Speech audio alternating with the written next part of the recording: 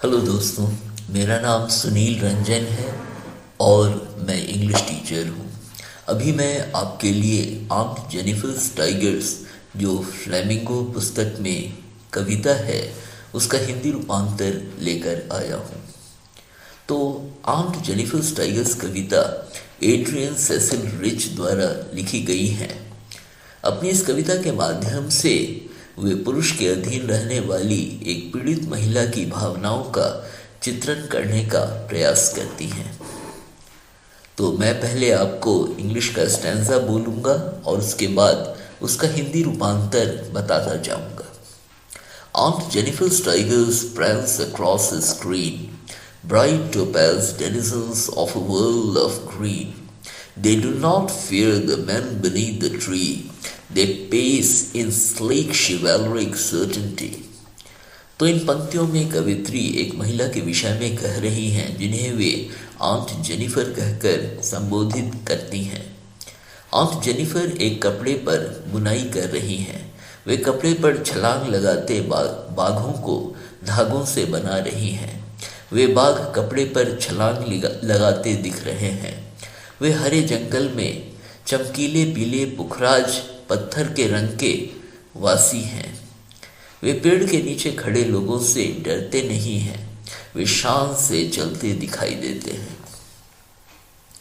Aunt Jennifer's fingers fluttering through her wool find even the ivory needle hard to pull. The massive weight of Uncle's wedding band sits heavily upon Aunt Jennifer's hand. तो aunt Jennifer की उंगलियां बुनते हुए कांप रही हैं। वे हाथी दांत से बनी सुई को भी मुश्किल से खींच पा रही हैं। उनके पति द्वारा दिया गया उनके विवाह का वजनदार कंगन उनके हाथ पर भारी दिखता है।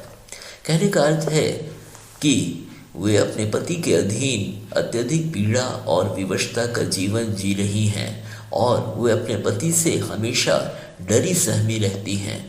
स्वतंत्र और निडर बाघों की बुनाई उनके अंदर स्वतंत्र और निडर जीवन जीने की इच्छा को व्यक्त करती है।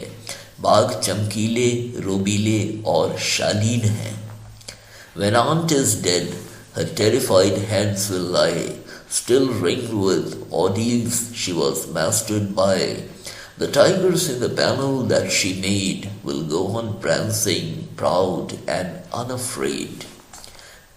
तो इन पंक्तियों में कवियत्री कहती हैं कि जब आंट की मृत्यु हो जाएगी तो उनके डरे हुए हाथ में दर्द की तड़प रह जाएगी जिसमें उन्होंने अपनी सारी जिंदगी गुजार दी थी। जिन बाघों को उन्होंने बुना था वे निडर हो शान और शालीनता से छलांग लगाते रहेंगे। बाघों के माध्यम से वे अपनी निडर हो शान और शालीनता से जीने की अपनी दबी इच्छा को व्यक्त करती हैं।